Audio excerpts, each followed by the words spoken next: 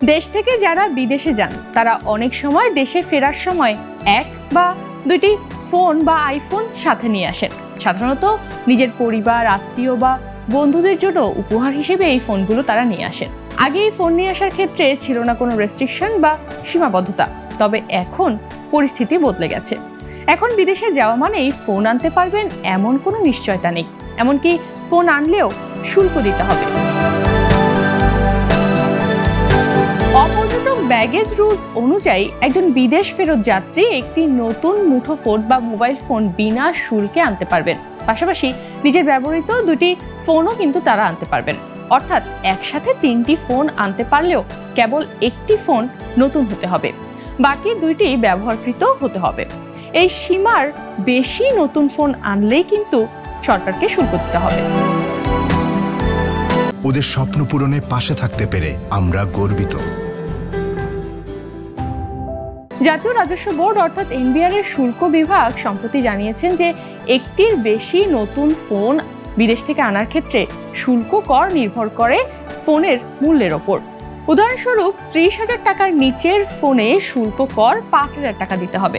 30 থেকে 60,000 টাকার ফোনে শুল্ক কর 10,000 টাকা এবং 60,000 টাকার বেশি মূল্যের ফোনে সর্বোচ্চ 25,000 টাকা শুল্ক কর দিতে হবে।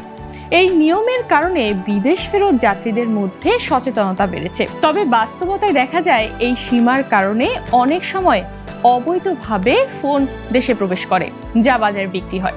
বিষয়টা নিয়ন্ত্রণে আনতে বাংলাদেশ টেলিযোগাযোগ নিয়ন্ত্রক কমিশন বিটিআরসি এনবিআর এর কাছে মোবাইল ফোন আমদানিতে শুল্ক কর কমানোর সুপারিশও করেছে।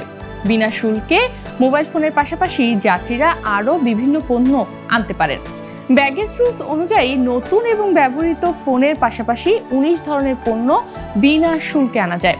এর মধ্যে রয়েছে টেলিভিশন, যেটা অবশ্যই 29 ইঞ্চি পর্যন্ত হতে হবে, ডেস্কটপ বা laptop, computer scanner, printer, video camera, oven ও microwave, rice cooker, pressure cooker, blender, food processor, juicer, coffee maker, সেলাই মেশিন, টেবিল ফ্যান, ব্যক্তিগত খেলার সামগ্রী, 100 গ্রাম পর্যন্ত সোনার গয়না, 1 কার্টন সিগারেট, সিডি ও স্পিকার সহ মিউজিক সিস্টেম।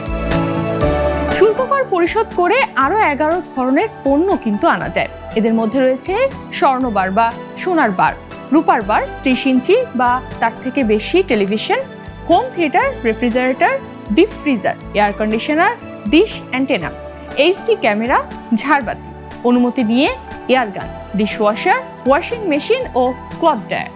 এসব পণ্যের শুল্ক কর 300 টাকা থেকে 90,000 টাকা পর্যন্ত হতে পারে।